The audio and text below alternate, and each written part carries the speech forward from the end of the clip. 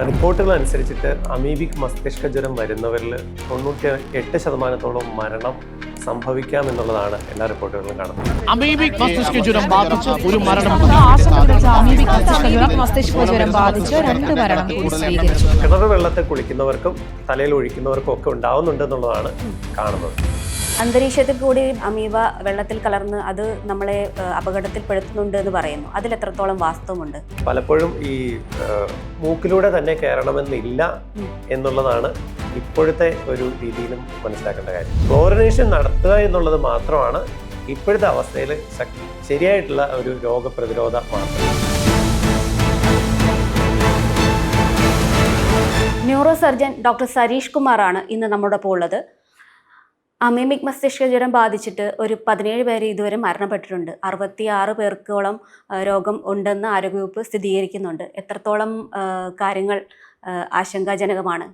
കേരളത്തിൽ അമീബിക് മസ്തിഷ്ക ജ്വരം വ്യാപകമായി റിപ്പോർട്ട് ചെയ്യപ്പെടുന്നത് ലാസ്റ്റ് 2 ഇയേഴ്സിനുള്ളിലാണ്. 2 വർഷത്തിനുള്ളിലായിട്ടാണ് കേസുകൾ കൂടുതൽ റിപ്പോർട്ട് ചെയ്യുന്നത്. അപ്പോൾ അത് കൂടുതൽ ആളുകളിൽ ഒരു പരിഭ്രാന്തി ഉണ്ടാക്കുന്ന ലെവലിൽ കൂടി വരുന്നുണ്ട്. കാരണം എന്താ വെച്ചാൽ റിപ്പോർട്ടുകൾ അനുസരിച്ചിട്ട് അമീബിക് മസ്തിഷ്ക ജ്വരം വരുന്നവരിൽ 98% മരണം സംഭവിക്കാമെന്നുള്ളതാണ് എല്ലാ റിപ്പോർട്ടുകളിലും കാണുന്നത്. ഈ അമീബിക് മസ്തിഷ്ക ജ്വരം ഉണ്ടാക്കുന്ന അമീബകൾ അത് പ്രധാനമായിട്ടും ഈ നെഗ്ലീരിയ ഫൗളേറി എന്ന് പറയുന്ന ഒരു അമീബയാണ് കൂടുതലായിട്ട്. അതിനാണ് കൂടുതലും ഈ ഒരു ഗുരുതരാവസ്ഥ കൂടുതലായിട്ടുണ്ടാകുന്നത്. അതുപോലെ തന്നെ അക്കാന്തമീബ എന്ന് പറയുന്ന വേറൊരു കുറച്ചൊരു സിവിയറിറ്റി കുറഞ്ഞിട്ടുള്ള ഒരു അമീബയും മസ്തിഷ്ക ജ്വരം ഉണ്ടാക്കാറുണ്ട്. അപ്പോൾ ഈ ഒരു അമീബ നമ്മൾ പൊതുവെ അമീബകളെ കുറിച്ച് ഗുരുതരമല്ലാത്ത പ്രശ്നങ്ങൾ ഉണ്ടാക്കുന്ന അല്ലാത്ത ഒരു തമാശയ്ക്ക് പോലും എടുക്കുന്ന ഒരു ജീവിയായിട്ടാണ് കണക്കാക്കുന്നത്. ബാക്ടീരിയയും വൈറസുകളുമാണ് തലച്ചോറിൽ കൂടുതലും മസ്തിഷ്ക ജ്വരം ഉണ്ടാക്കുന്നത്. അതിൽ തന്നെ പലതരത്തിലുള്ള സിവിയറിറ്റി ഉണ്ടാക്കുന്ന മസ്തിഷ്ക ജ്വരങ്ങളുണ്ട്. മസ്തിഷ്ക ജ്വരം എന്ന് പറഞ്ഞാൽ നമ്മുടെ ഈ തലച്ചോറിലെ ആവരണം ചെയ്യുന്നൊരു പാടയുണ്ട്. ആ പാടയ്ക്കാണ് ഉണ്ടാകുന്ന അണുബാധകളെയാണ് മസ്തിഷ്കത്തിലെ മെനിഞ്ചൈറ്റിസ് എന്ന് പറയുന്നത്. അപ്പോൾ ഈ അമീബിക് ഇൻഫെക്ഷൻ വരുമ്പോൾ ആ മെനിഞ്ചൈറ്റിസ് ഉണ്ടാവും. അതിൻ്റെ കൂടെ തന്നെ തലച്ചോറിനുള്ളിലേക്കും ഈ അമീബ കയറി ആ തലച്ചോറിനെ കൂടി നശിപ്പിക്കുന്ന രീതിയിൽ പോകുന്നത് കൊണ്ടാണ് അതിൻ്റെ ഗുരുതരാവസ്ഥ അത്രയും കൂടി വരുന്നത്. അപ്പോൾ അതുകൊണ്ട് തന്നെ ഇത് ഒരു പ്രശ്നം ഉണ്ടാകുന്ന രീതിയിൽ തന്നെ നമ്മുടെ ഒരു പരിസ്ഥിതിയിൽ അമീബയുടെ ആ ഡെൻസിറ്റി കൂടിയതായിട്ടാണ് കാണുന്നത്. അതുകൊണ്ടാണ് ഇത്രയും കൂടുതലായിട്ടുള്ള ഒരു രോഗം കേരളത്തിൽ റിപ്പോർട്ട് ചെയ്യുന്നത്. മുൻപ് തോടുകളിലും കുളങ്ങളിലും ഒക്കെ മുങ്ങി കുളിക്കുന്നവരിലാണ് അസുഖം വരുന്നതെന്ന് നേരത്തെ റിപ്പോർട്ടുകളുണ്ടായിരുന്നു. പക്ഷെ ഇപ്പോൾ കാണുന്നത് കുളിമുറിയിൽ കുളിക്കുന്ന ആളുകൾക്ക് കൂടി രോഗം വരുന്നുണ്ടെന്ന്. എന്തുകൊണ്ടാണ് അത്തരത്തിലൊരു മാറ്റങ്ങൾ വന്നിരിക്കുന്നത്? അതിന് ഭയക്കേണ്ടതല്ലേ?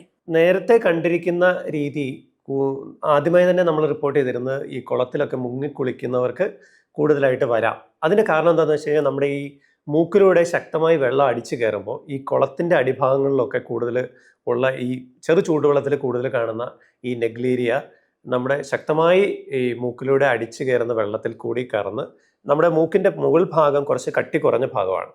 അതിലൂടെയാണ് നമ്മുടെ ഈ സ്മെല്ല് വരുന്ന നമ്മൾ അനുഭവിക്കുന്ന നാഡികൾ തലച്ചോറിലേക്ക് വന്നത്. ആ ഭാഗത്തൂടെ ഈ അമീബ മുകളിലേക്ക് കയറി തലച്ചോറിലെ പാടെ തുരന്ന് അകത്ത് തലച്ചോറ് കയറി അങ്ങനെയാണ് ഈ ഇൻഫെക്ഷൻ ഉണ്ടാക്കുന്നത്.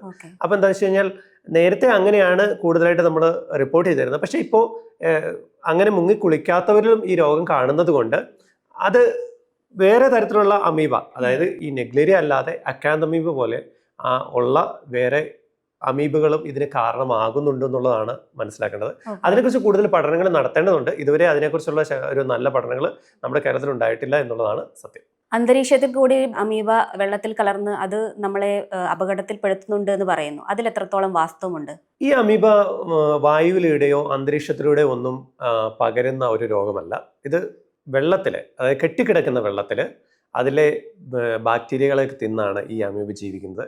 കെട്ടിക്കിടക്കുന്ന വെള്ളത്തിൽ ആണ് ഈ അമീബയുടെ കണ്ടന്റ് കൂടുതലുള്ളതുകൊണ്ട് തന്നെ അതിൽ മുങ്ങി കുളിക്കുന്നവർക്കാണ് കൂടുതൽ പ്രശ്നങ്ങൾ ഉണ്ടാകുന്നതെന്നാണ് പറയുന്നത്. പക്ഷേ ഇപ്പോഴത്തെ ഒരു പല പഠനങ്ങൾ കൃത്യമായിട്ട് നടന്നിട്ടില്ല എന്നുള്ളതാണ് സത്യം. ഈ കിണർ വെള്ളത്തിൽ കുളിക്കുന്നവർക്കും തലയിൽ ഒഴിക്കുന്നവർക്കും ഒക്കെ ഉണ്ടാവുന്നുണ്ട് എന്നുള്ളതാണ് കാണുന്നത്.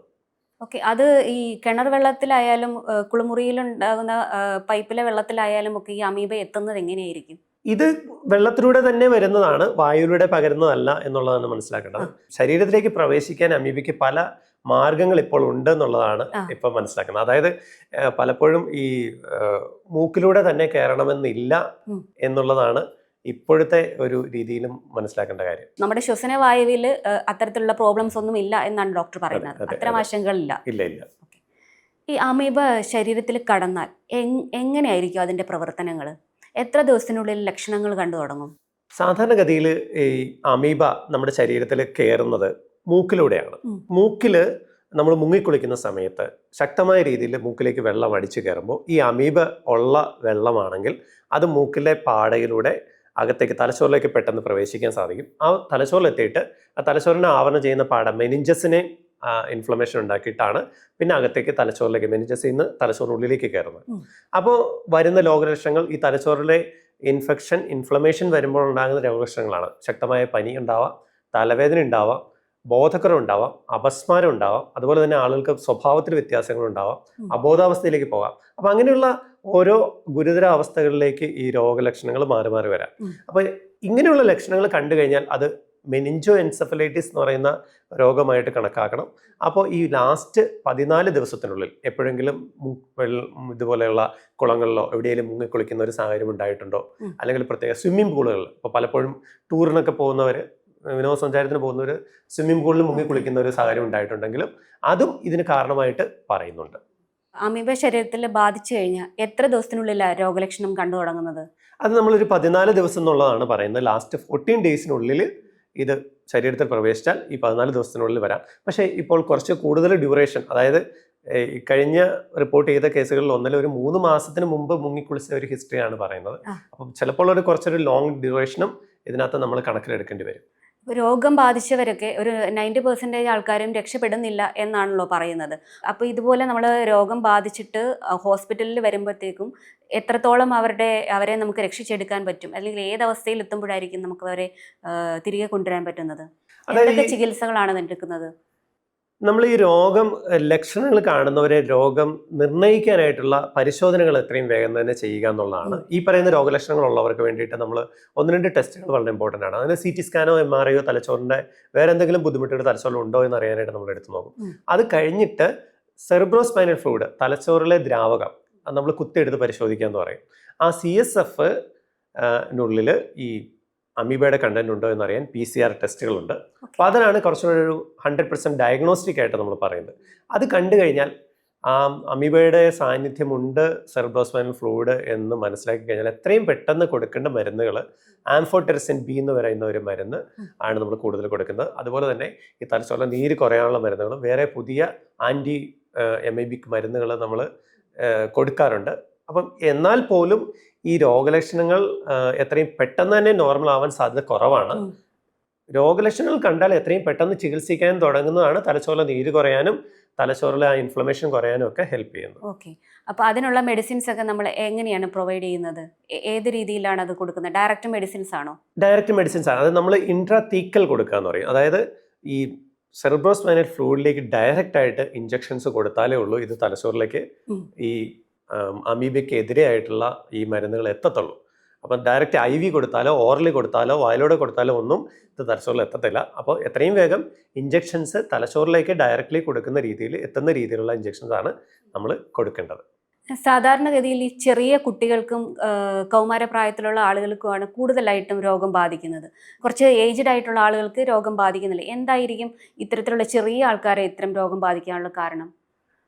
രോഗപ്രതിരോധത്തിന്റെ എന്തെങ്കിലും അതിനൊരു കാരണമായിട്ട് പറയാം. നമ്മൾ ജനിക്കുമ്പോൾ നമ്മൾക്ക് കുറച്ച് ശരീരത്തിൽ ഈ ബാക്ടീരിയകളെയും വൈറസുകളെയും അമീബകൾക്ക് അഗെയിൻസ്റ്റ് ആയിട്ട് ഒരു ആന്റിബോഡീസ് ഉണ്ട്. അപ്പോൾ ചെറിയ കുട്ടികളിൽ ആ ആന്റിബോഡീസ് ഉണ്ടാവുന്നതിൻ്റെ ഒരു ടൈം കുറവായിരിക്കും എന്നുള്ളതാണ് മനസ്സിലാക്കുന്നത്. അപ്പോൾ ഈ കുറച്ച് പ്രായം എത്തുമ്പോൾ നമ്മൾ പല രീതിയിലുള്ള ഈ രോഗാണുക്കളോട് പ്രതികരിച്ച് നമ്മുടെ ശരീരത്തിൽ കുറച്ച് ആന്റിബോഡികൾ ഉണ്ടാവും. അപ്പം മുതിർന്നവരിൽ കൂടുതലായിട്ട് ഉണ്ടാവാത്തതിൻ്റെ ഒരു കാരണം അതാണ് പറയുന്നത്. കുട്ടികൾ കൂടുതൽ എക്സ്പോസ്ഡ് ആണ്, അവർക്ക് പെട്ടെന്ന് ഈ രോഗം ബാധിക്കുന്നതിന്റെ കാരണം ആന്റിബോഡികൾ ഒരു പക്ഷേ നമ്മുടെ ശരീരത്തിൽ ഇല്ലാത്തതുകൊണ്ടാവാം. ഓക്കെ. സാധാരണഗതിയിൽ അമീബ എന്നൊക്കെ പറയുമ്പോൾ നമുക്ക് നമ്മൾ പഠിച്ചു വെച്ചതൊക്കെ വെച്ച് നോക്കുമ്പോഴത്തേനും ഒരു ചെറിയൊരു പാവം ജീവി എന്നാണ് പറയുന്നത്. പക്ഷെ ഇത് തലച്ചോറിൽ എത്തിക്കഴിഞ്ഞാൽ തലച്ചോറിനെ തിന്നും എന്നാണ് പറയുന്നത്. അതിൽ എത്രത്തോളം വാസ്തവമുണ്ട്? അത് ശരിക്കും അത് അങ്ങനെ തന്നെയാണോ? ഈ അമീബ എന്ന് പറയുന്നത് എല്ലാ തരത്തിലുള്ള അമീബകളും പാവം അമീബകളല്ല. ഇപ്പൊ അതിനകത്ത് തന്നെ നമ്മൾ പഠിക്കുന്നത് എൻഡമീബ ഹിസ്റ്റോളിറ്റിക്ക എന്ന് പറയുന്ന ഒരു അമീബ, അത് നമ്മുടെ ഭക്ഷണത്തിലൂടെയൊക്കെ നമ്മുടെ ശരീരത്തിൽ വന്ന് ഇൻറ്റസ്റ്റൈനിൽ കുടലിൽ ഹോളുകൾ ഉണ്ടാക്കുകയും ശക്തമായ ഡയറി ഉണ്ടാക്കുകയൊക്കെ ചെയ്യുന്ന ഒരു അമീബയാണ് എൻഡമീബ ഹിസ്റ്റോട്ടിക്.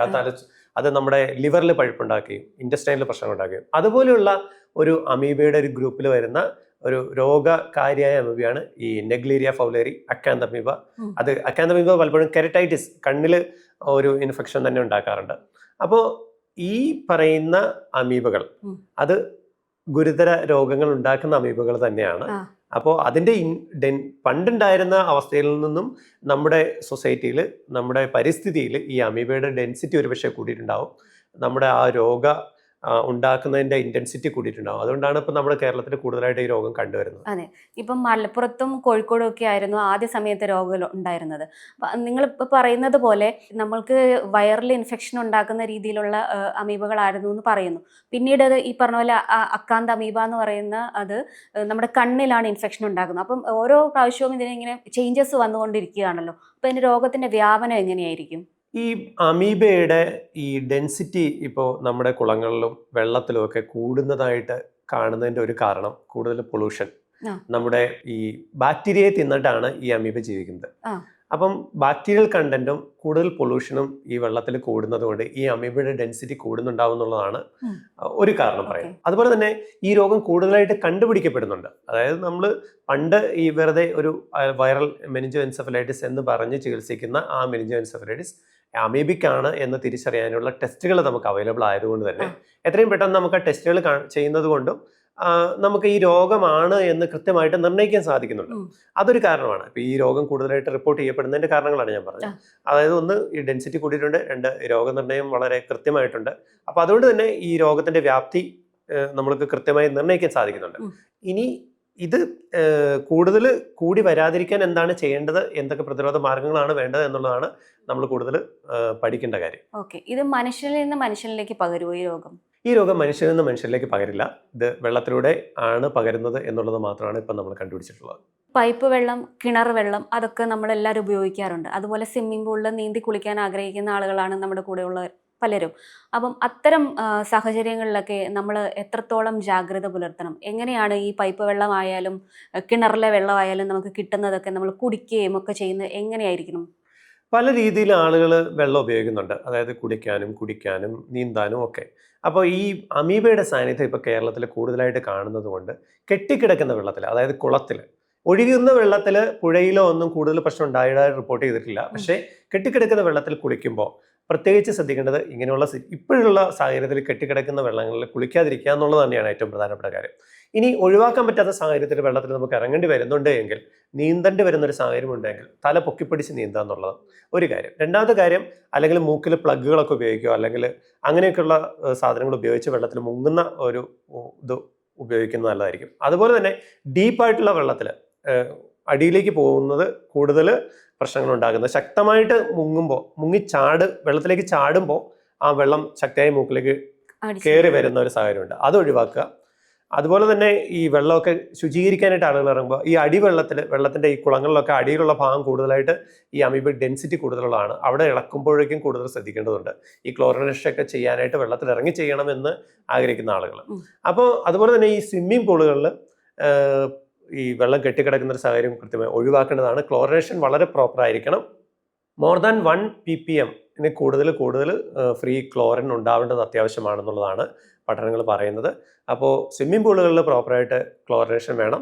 അത് വെള്ളം കൃത്യമായ സമയത്ത് മാറ്റുകയും വേണം. കെട്ടിക്കിടക്കുന്ന കുളങ്ങളിലോ ഉള്ള ഭാഗങ്ങളിൽ കുളിക്കുന്നത് ഒഴിവാക്കുക. കിണറുകളിൽ ശുചീകരണ പ്രവർത്തനങ്ങൾ വളരെ കൃത്യമായിട്ട് നടത്തേണ്ടതും അത്യാവശ്യമാണ്. കാരണം ഇതുവരെ പല കേസുകളും കിണറുകളിലെ വെള്ളത്തിൽ നിന്നും ഉണ്ടായിട്ടുള്ളത് കൊണ്ട് അത് നമുക്ക് ക്ലോറിനേഷൻ നടത്തുക എന്നുള്ളത് മാത്രമാണ് ഇപ്പോഴത്തെ അവസ്ഥയിൽ ശരിയായിട്ടുള്ള ഒരു രോഗപ്രതിരോധ മാർഗം. അത് മാത്രം നമ്മൾ ചെയ്താൽ മതിയാവും. അതെ അതെ. അതുപോലെ കുട്ടികളെ നമ്മൾ ഏത് രീതിയിൽ കെയർ ചെയ്യണം? ഈ മുങ്ങിക്കുളിക്കാൻ പോകുന്ന നാട്ടിൻപുറത്തൊക്കെ ഉള്ള ആളുകളൊക്കെ ഉണ്ടാവുമല്ലോ, അവരൊക്കെ എത്തരത്തിലാണ് നമ്മൾ ശ്രദ്ധിക്കേണ്ടത്? ഞാൻ മുമ്പേ പറഞ്ഞല്ലോ, ഈ കുട്ടികളിൽ കൂടുതൽ പ്രതിരോധ സംവിധാനങ്ങൾ അത്രയും ഡെവലപ്പ് ചെയ്യാത്തതുകൊണ്ട് തന്നെ ഈ അമീബ കൂടുതലായിട്ട് പ്രശ്നങ്ങൾ ഉണ്ടാക്കാൻ സാധ്യതയുണ്ട്. ഇപ്പോൾ പലപ്പോഴും നമ്മൾ ടൂറൊക്കെ പോകുമ്പോൾ ഈ കുട്ടികൾക്ക് സ്വിമ്മിംഗ് പൂളിൽ കുളിക്കണമെന്ന് പറയാറുണ്ട്. എപ്പോഴും നമ്മൾ ശ്രദ്ധിക്കേണ്ട കാര്യം, ഈ സ്വിമ്മിംഗ് പൂളിൽ നേരത്തെ ഈ ഇതുപോലുള്ള അമീബിക് ഇൻഫെക്ഷൻ റിപ്പോർട്ട് ചെയ്യപ്പെട്ടിട്ടുണ്ടെങ്കിൽ കഴിവതും അങ്ങനെയുള്ള സാഹചര്യങ്ങൾ ഒഴിവാക്കുക.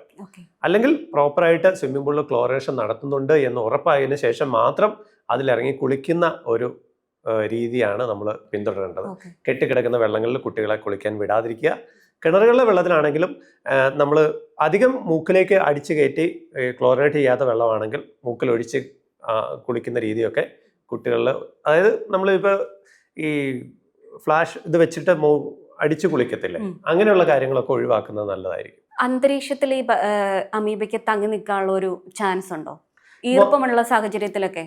വായുവിൽ തങ്ങി നിൽക്കുന്നത് ഇതുവരെ റിപ്പോർട്ട് ചെയ്തിട്ടില്ല. കെട്ടിക്കിടക്കുന്ന വെള്ളത്തിലാണ് ഈ അമീബയെ കൂടുതലായിട്ട് നമ്മൾ കണ്ടുവരുന്നത്. ക്ലോറിനേഷൻ്റെ കാര്യങ്ങൾ പറഞ്ഞു, വെള്ളം ഉപയോഗിക്കേണ്ടത് എങ്ങനെയാണെന്നും കുട്ടികളെ സംരക്ഷിക്കേണ്ടത് എന്താണെന്നൊക്കെ പറഞ്ഞു.